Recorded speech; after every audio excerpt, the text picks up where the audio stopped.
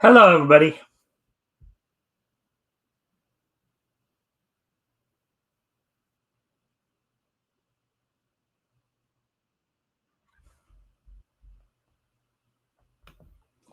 All right, welcome to another edition of the Mikestand. Tonight, of course, um, is Thursday, September 14th, 2023, the last news night of the week. Of course, tonight we'll be going over the latest installment of uh,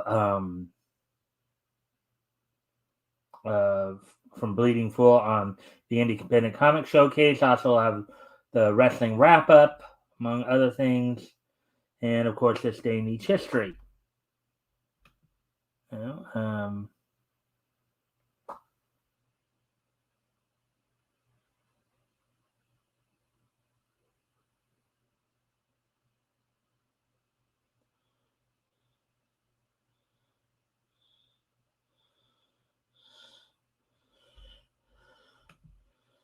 all right, so let me just doing something real quick here.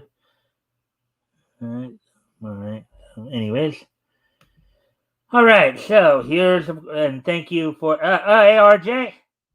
Yeah, okay. I just saw that you came in there, so I was just looking over at Facebook. Entertain us. Yes, I will entertain you here in a moment. So, as I said, of course, tonight we're going to go over the Indie Comic Showcase article. Also, also, we'll have the wrestling wrap up and this day in each history. Of course, as always, guys can like and share the stream. See if we can get some more friendly people in here. That'd be appreciated. Also, if anything here that we talk about grabs your attention, feel free to comment and or ask questions. I'll try to answer the questions to the best of our abilities. Join us, join us. Anyways, all right. So without any further ado, why don't we go ahead then? We do have people here. Get into the article for tonight that we're going to be focusing on.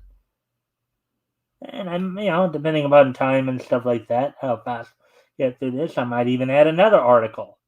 So without any further ado, let's take a look at this week's indie comic showcase from Chris Braley. So Indie Comic Showcase number 239, Chrome Dog, AU, and Core Animated. Article by Chris Braley, published yesterday. There's the there's the header there. Indie Comic Showcase. So let's and as always, as I said, feel free to comment and or ask questions. I'll try to answer the questions to the best of my ability. So with that, let's of course get going here. Join us, join us. Anyways,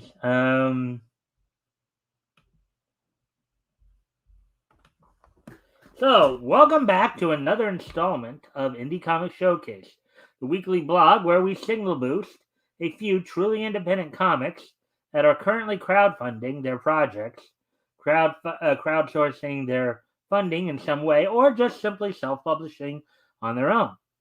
Every little bit of support for these creators matters, from a single dollar pledge to the $25 bundle.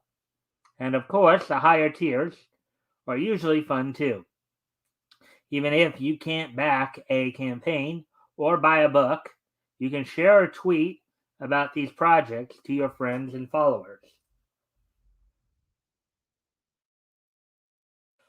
On Indie Comic Showcase, we interview the creators, show off some art, and tell you how you can check out the product for yourself.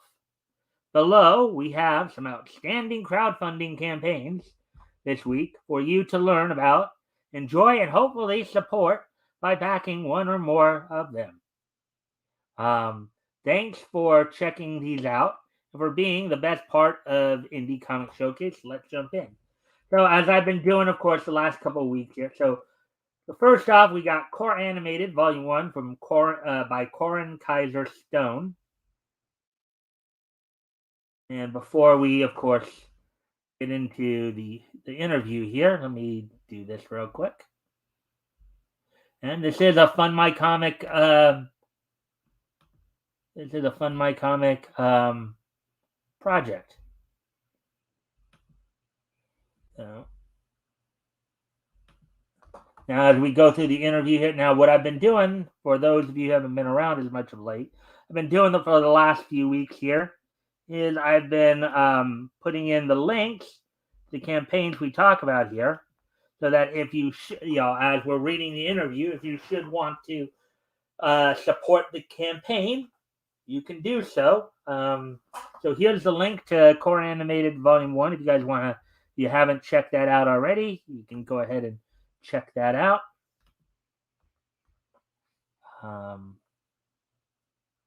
There's the link to it. So anyways, let's get into the interview here. So Chris, welcome. Let's see. Welcome to this week's ICS, Corey. What's your elevator pitch for Core Animated? Corin Stone. Now, I'm going to go out on a limb here and take a wild guess, since I do know that Luke Stone is the owner and operator of Fun My Comic. I'm going to take and RJ, you could probably confirm this. You probably would know this better. But I'm going to take a wild guess that Corin Stone here is possibly a relative of Luke. Depending. If he's a guy, I'm thinking maybe his son. If it's a girl, maybe his wife. Especially when it says their full name, Corin Kaiser Stone. Now I know RJ, you probably know them better than I do, so you probably can tell me if I'm right, wrong, or indifferent there.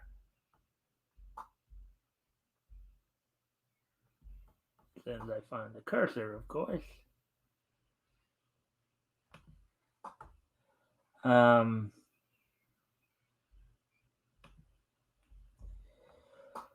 Let's see, Cornstone. It's a collection of characters, design, and illustrations from the past 10 years in the animation industry.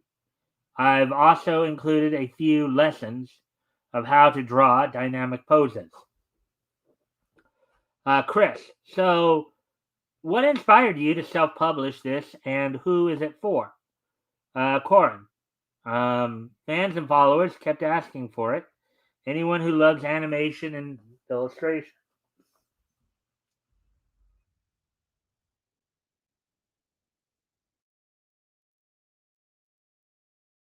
Some interesting artwork here, to say the least.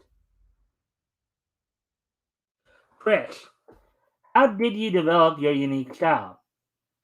Corin, I'm very much inspired by whatever see, or I guess it's meant to say whatever I see.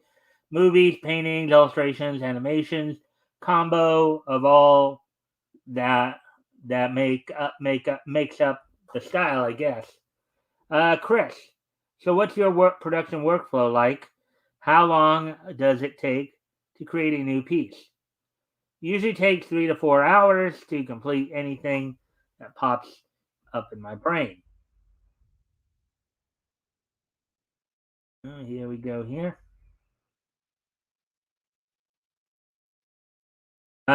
Chris, what do you think about the process of crowdfunding and self-publishing so far? Corin, it's a lot of hard work, but a learning experience for sure. But I just want to make more.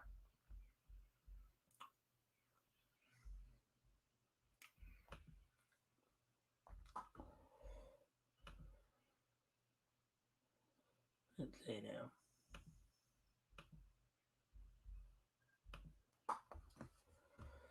Okay. And then Corin puts a big grin emoji on there. So this apparently is an art book, I guess. So Chris, anything else you would like to share with our readers before we sign off? Corin, I hope you enjoy and learn from the number of years I've spent in the industry. Chris, good luck with the crowdfunding campaign. So that's a pretty quick right there. So as I said, I put the link up if you guys want to go check that out. Here's the link again. I'm going to highlight the link again here, show you guys. Now, this link I'm highlighting right now is for Core Animated. So, anyways, moving on to the next piece of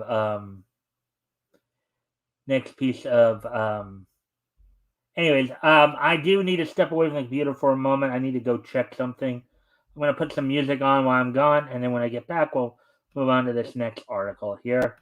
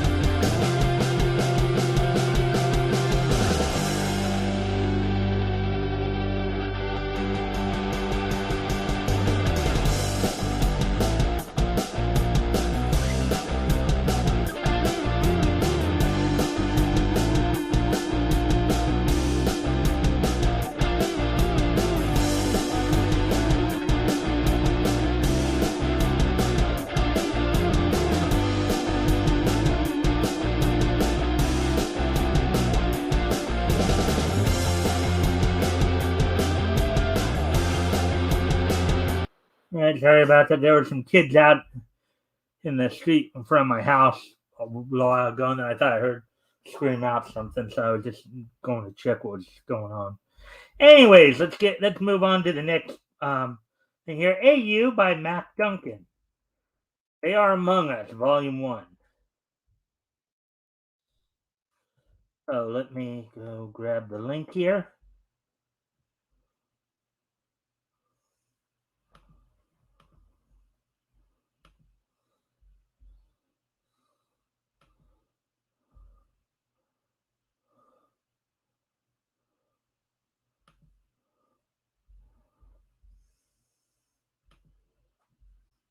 So here's the link for AU right here by Mac Duncan.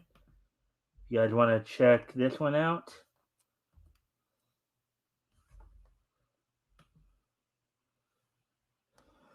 So if you guys want to check that out, there's the link. So let's go ahead and go get some more information about this. Chris Braley. Welcome to Indie Comic Showcase. Mac, tell me the pitch for your comic series AU. Mac Duncan. It's X-Men without the spandex. Ordinary people discovering extraordinary abilities, but still trying to survive an otherwise ordinary world.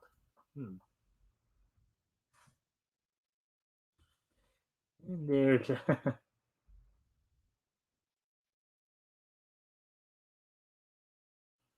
some interesting looking individuals. Chris, where did the idea for the series originate, and what made you decide to self-publish it?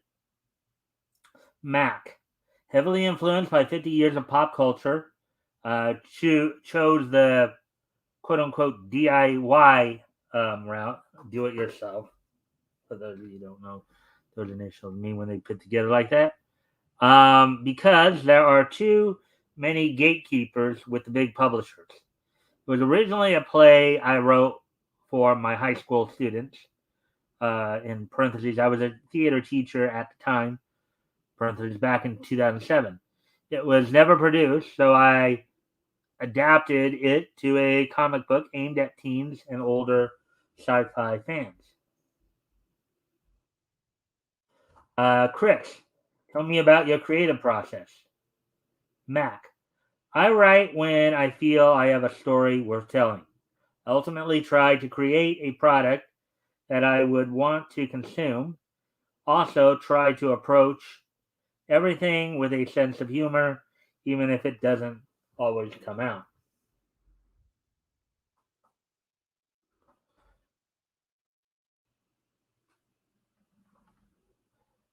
Guess what, Joe? I can use the Force. Big deal, Roxy. I'm psychic. Technically, I'm telepathic, and the word for yours is telekinesis. Whatever. Uh, there's some interesting back and forth there.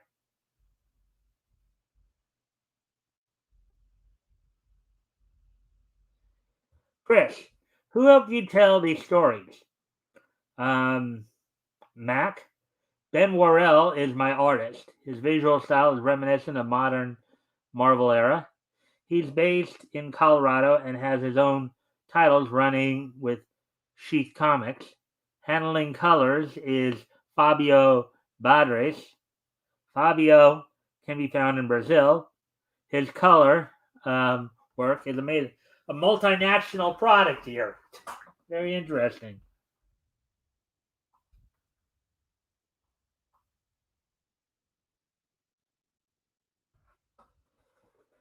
Let's see. Chris, what's your production workflow like? Mac, I have more than 30 scripts written. Some stories have become epics in unto themselves because I like to play more illustrator and colorist. I only have 5, soon to be 6 issues available. I'm hoping to increase the revenue and the demand so that I can keep these guys working and have much more content available for new readers.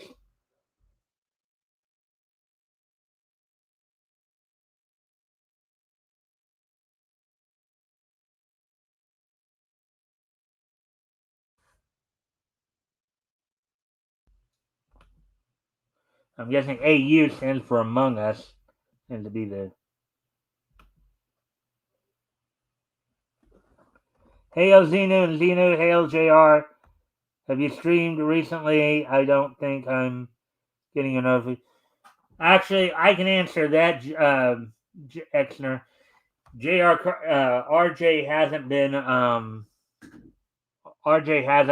been streaming of late. He's been busy with his distribution business. Um, if that's what you're wondering. Anyways, as always, guys, if you can, of course, like and share the stream, see if we can get some more friendly people in here. That would be of some help. Also, if anything here grabs your attention, feel free to comment and or ask questions, and I will try to answer the question the best of my ability. So, continuing on here, Chris, impressive. What are you learning from self-publishing through this process? Mac, relearning patience. I was funding some of this stuff on credit cards with the hope of blowing out 3 to 5 issues a year. But if I'm doing that without a base of readers, then I'm just spending thousands of dollars to create inventory that nobody wants. Kind of a bland way to look at it, huh?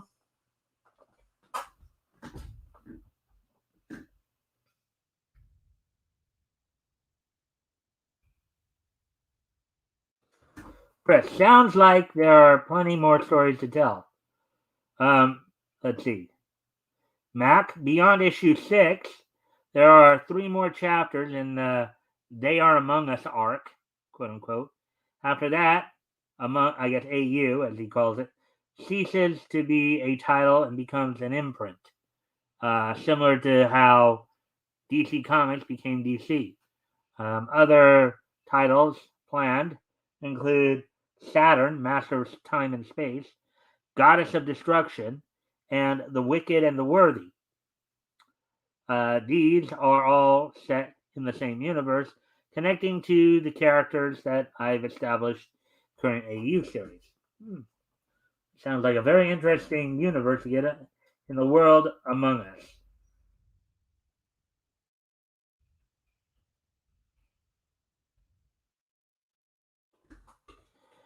Any unique features of this campaign that you'd like to mention, Mac? I have a one-of-a-kind misprint of issue 2. The printer accidentally slipped in pages from someone else's comic in the middle of mine. The comic is still intact, but there's an interruption halfway through. Because of its uniqueness, I'm asking a few $100s for it. I will sign it. Also, I recently purchased a custom Lego miniature of one of characters. I don't necessarily want to part with it, but I'm willing to have more made for anyone who's willing to pay $100 for it. All right. Well, on the comic where the printer accidentally put portions of somebody else's comic in that particular book, you may want to be careful with that, because if he doesn't have permission from the other creator, that might become a problem. That might be copyright infringement right there. Using somebody else's work, even if the majority of the book is your work, since those pages are somebody else's work, that may, and if you don't have permission to use it for monetary purposes or money making purposes, then that could be a problem. Chris, cool. Anything else you'd like to add before we sign off?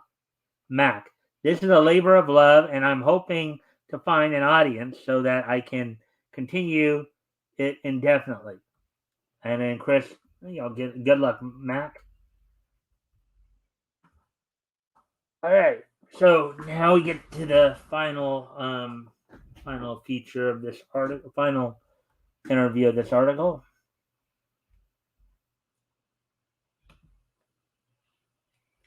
Again, as always, if you haven't already, if you can like and share the stream, see if we can get some more friendly people in here. Also, if anything grabs your attention, feel free to comment and or ask questions, and I will try to answer the question to the best of my ability. So now with that, let's see now. Chrome Dog by Justin K. Sweet.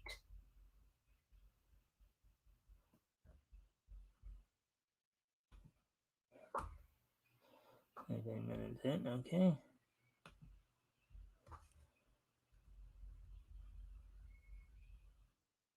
Check out the campaign here, so let's go grab the link real quick here.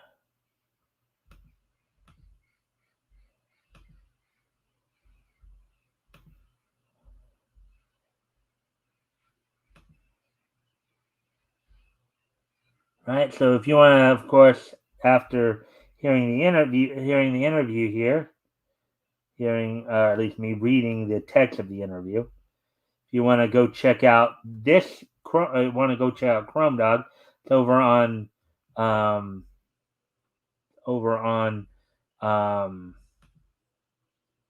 Fund My Comic. So there's the link if you guys want to check it out.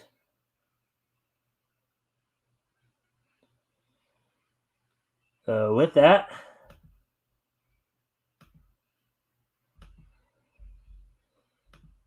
let's go ahead and get into this article or this interview segment here. Chris, welcome to Indie Comic Showcase. Justin, hit me with the elevator pitch for your comic Chrome Dog. Justin Sweet. Waking up dazed, Chrome Dog remembers nothing. To stay busy, he works odd jobs throughout Epsilon City. Chrome Dog takes on contracts with cleanup crews, event security staff, criminals, and detectives. He's even landed a day job as mascot for Cerulean Park.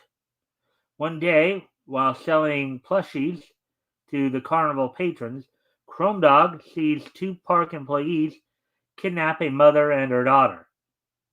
Will he find them before it's too late? Chris, what is the background on how this comic came about? What led you to self-publish it? Um, Justin here.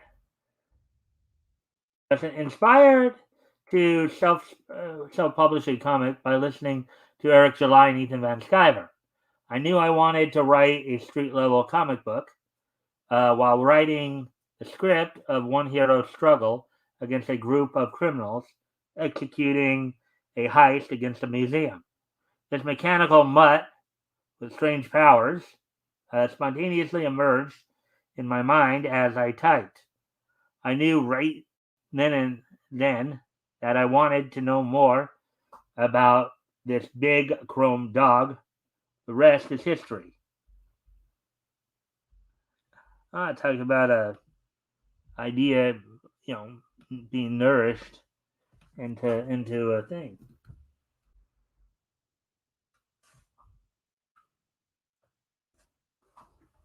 Let's see, Chris, what kind of comic readers is this suited for, and who is it aimed at? Uh, let's see, Justin, best suited for readers who enjoy a good action-filled adventure with weird science and heroes. Target age would be 10 plus due to some situations and rough language.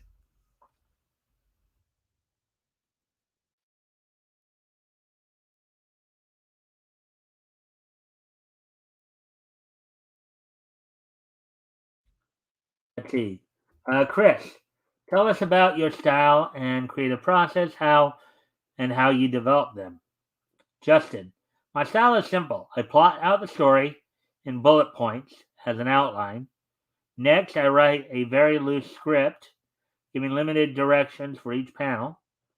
Then let it rest a day or two while I ponder on things.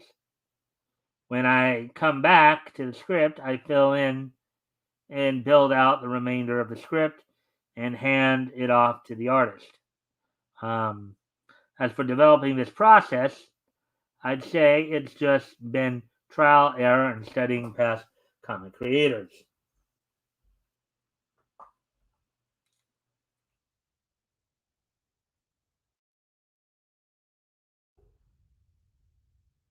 Oh wow, his creature, his I guess Chrome Dog, as it were, here. If that's the design for Chrome Dog here,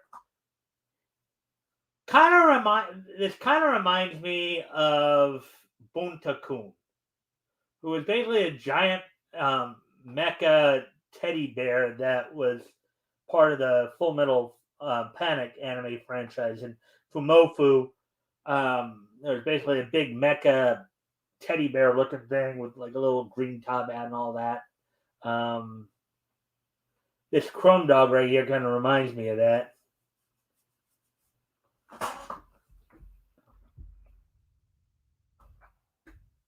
Um, it's just kind of cute and funny.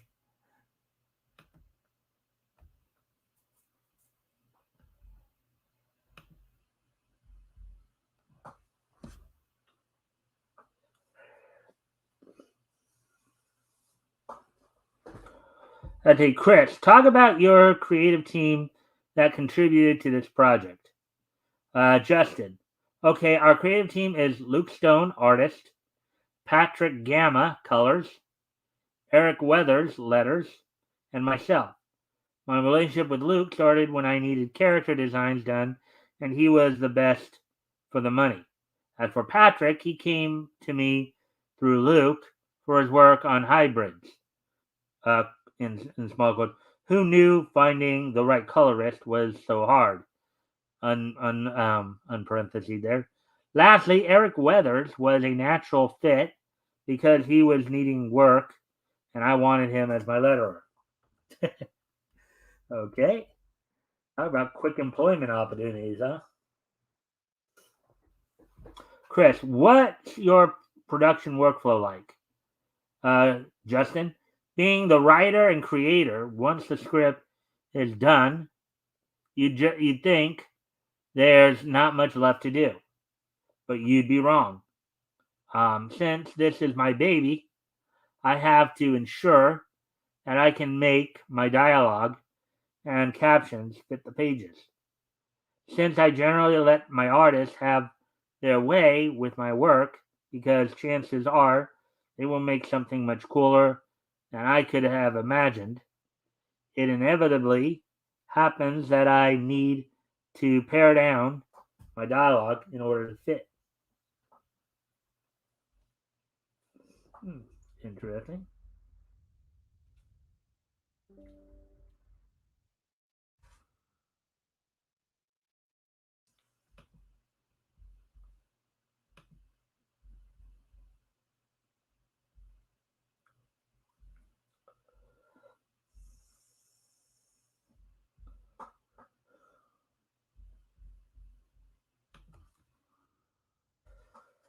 All right, so Chris, how far along is the book?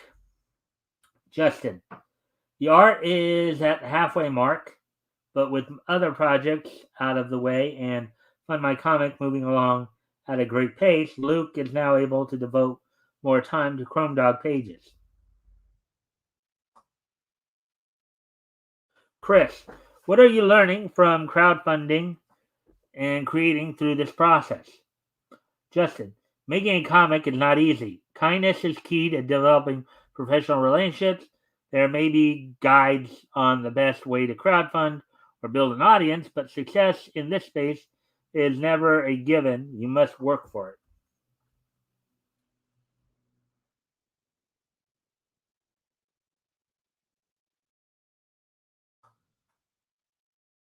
Chris, what are your plans beyond this book?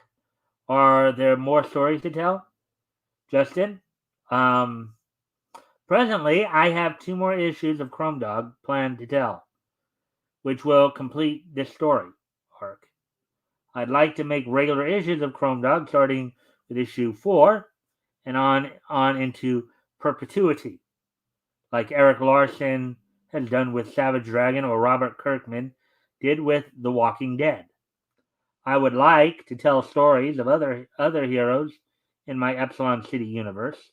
In parentheses here, The Closer, Wildcard, Detective Alan Guest, and Thunder Horse. Um, Rendered in black and white style by Kevin McDougall in some format, maybe webtoon or comic. I haven't decided yet.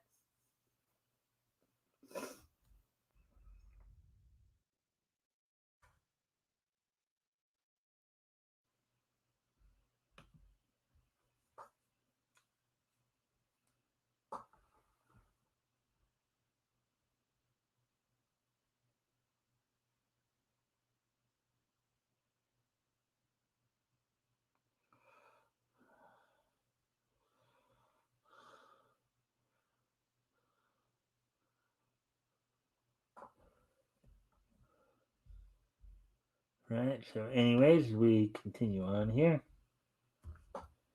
Oh, um, Chris asks, any special features in campaign we should mention?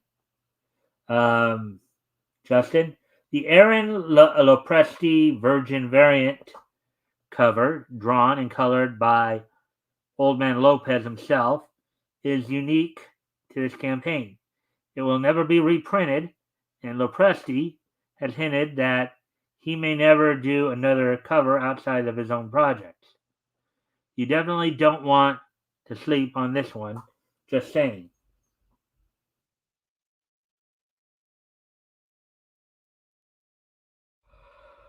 Oh, okay, anyways. Chris, looks great. Any final words you want to share before we end this edition of ICS? Um, Justin, in a world growing crazier by the minute and corporations destroying franchises by the second, wouldn't you like to invest some of your time in a story where you can lose yourself? If so, Chrome Dog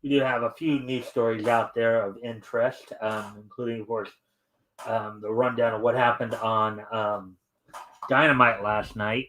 Some news regarding certain talents, comings and goings, and of course, tonight, of course, Night Impact actually will be airing its 100th episode, which was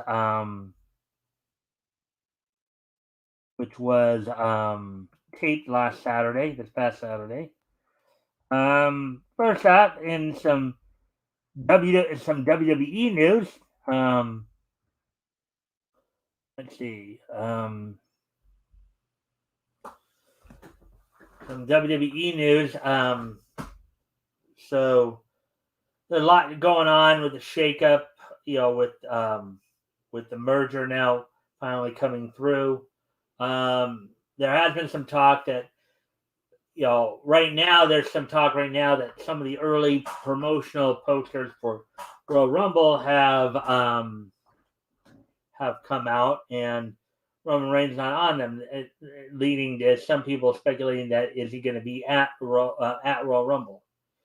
Usually, the main guy, the top guy, is usually at the major PLEs, but for whatever reason, they haven't promoted him yet. And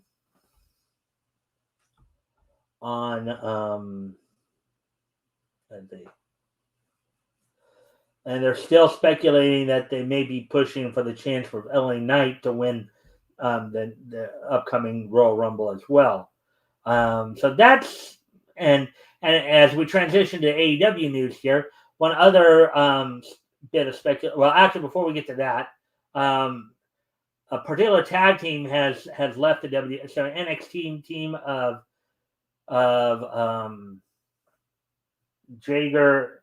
Okay, I can't even remember their name, but there's a team that left NXT and now apparently out of the company looking. I can't remember their name though. So, anyways, but as we segue into some AEW news, so there's been some rumors that WWE has been possibly reaching out to Jade Cargill.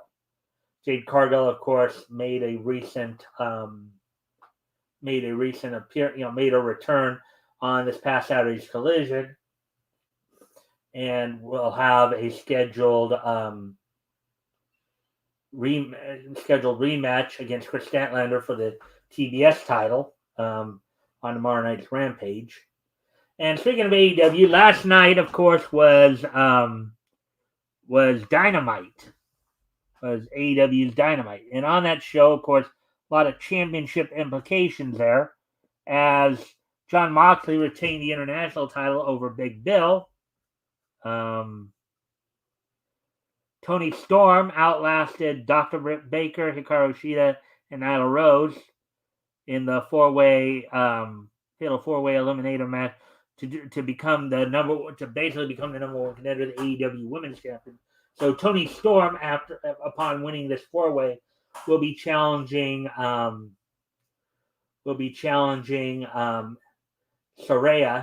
for the AEW Women's World Title on next week's Dynamite, Marshall Stadium Grand Slam. In some other matches, okay. So in the main event, Samoa Joe defeated Roderick Strong to become the number one contender to the AEW World Title, which he'll be challenging MJF again at next week's Grand Slam. There was some moments of heat between Sammy Guevara and Chris Jericho last night, preparing for their match at Grand Slam. Don Callis also trying to recruit more people into his family via, in the vein of Daniel Garcia. He's going after former members of the JAS. In other matches from last night, Adam Page defeated Brian Cage. And in a tag team match, Darby Allin and Nick Wayne defeated Matt Menard and Angel Parker, formerly of the JAS. Now, even though the JAS has somewhat broken up and broken off in several different directions. It's apparent that Menard, Parker, Anna J, and JK are all still staying together as a group. So, see what happens moving forward there. So, and on tonight's edition, as we said, tonight is Impact episode 1000, the 1000th episode of Impact. On tonight's episode of that, let's see. First off, on BTI, as soon as we get back to that. On the pre-show, which is on YouTube here, on the pre-show match on YouTube, will feature Jody Threat versus Kylan King in a rival in a feud that's been kind of going on.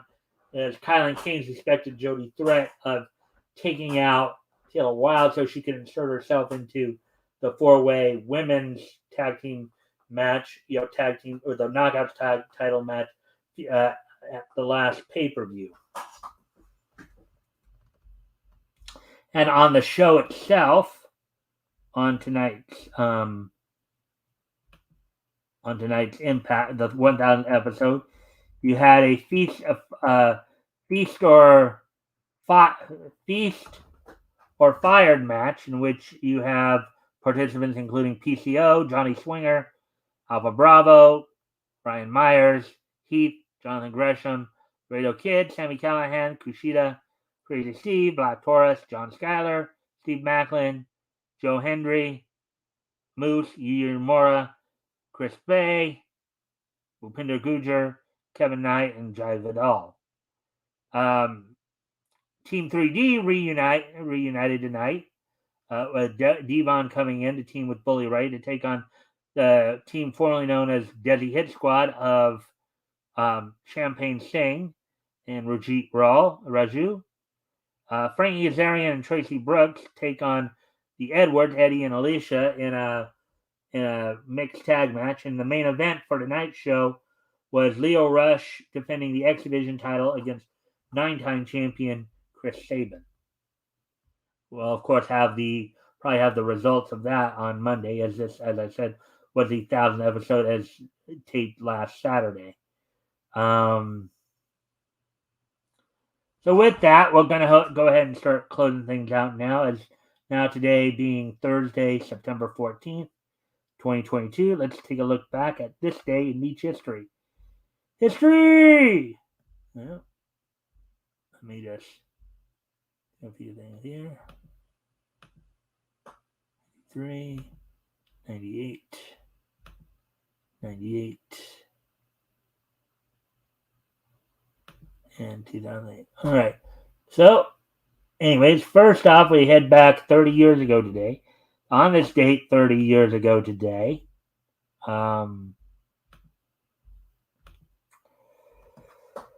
Marvel, through their magazine's imprint, would release the 215th issue of Savage Sword of Conan, which was a bit of an anthology book. Had the Conan feature, When Wakes the Golden Serpent, and two Cole features, Savage Brotherhood and Caresses of Mine Enemy. So the book sold for $2.25 for 64 pages. So the 215th issue of Savage Sword of Conan, released from Marvel through its magazine's imprint, went on sale on this date 30 years ago today. So there we go with that. Now moving on to the next piece in each history. We move ahead to 1998, the 25 years ago today. First off, on this date, 25 years ago today, WCW held its Monday Nitro event from the Bilo Center, in Greenville, South Carolina. This was the show, and first off, this is the show that was right after Fall Brawl that year. Was the following night after Fall Brawl, and it also featured the return of Ric Flair from suspension. Now, this is around the time when Ric Flair and Eric Bischoff were having a bit of a disagreement over I guess, Ric Flair's contract extension. Or they were renegotiating a contract. Ric Flair had apparently walked off the job, and during that process, of course, he was suspended. This was him returning to WCW following that situation once everything got resolved. So, aside from Ric Flair's return, the main event saw Goldberg retain the WCW World Title over Sting. Lex Luger and Scott Hall battled to a no contest. In a 2-on-1 handicap match, Scott Steiner defeated Norman Smiley and Silver King. Kidman defeated Juventud Guerrera for the WCW World Cruiserweight title. And the show opened with a no contest between Alex Wright and Van Hammer. So there you go with that one. That happened 25 years on this date, 25 years ago. The Bilo Center in Greenville, South Carolina. WCW held its Monday Nitro event, which featured the return of Ric Flair from suspension. Also, in 1998 is just so nice that we're gonna hit it twice. As also on this date in 1998, Warner Brothers Animation's Hysteria would premiere on Kids WB on this date back in 1998.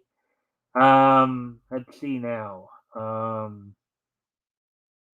Of course, it was created by Tom Ruegger, who also created Animaniacs. Unlike other animated series by Warner Brothers in the 1990s, Hysteria was an explicitly educational program to meet FCC requirements for educational informational content. Now, mind you, though, when they did this is kind of a parody. This is a parody of the show. It was kind of a parody setup. So, and it ran for a couple of years. On this date, back in 1998, 25 years ago, the Hysteria would premiere on Kids WB. And finally on this day in 2008, which was 15 years ago today, Zexus is our home's Fox deity, and AIC Gonzo's Special A would both complete their runs on this date back in 1998. So the final episodes of Zexus's Our Home's Fox Deity and AIC Gonzo's Special A would air their final episodes on Japanese television in first run on this date back in 2008. So there we go, guys. That's all I have for you tonight. I hope everybody enjoyed the show. I have the links in the chat, so if you want to check out those projects and over at Fund My Comic, you can go ahead and do that. Also, tomorrow night, of course, I'll have Tim Olson with me once again to go over some comic history. We'll be looking at, of course, December of 1939. We'll be looking at Dell Comics. Looking at going down comics history lane. So with that, I thank everybody for being here tonight, and I hope you all enjoyed the show. And I will see you tomorrow. Bye.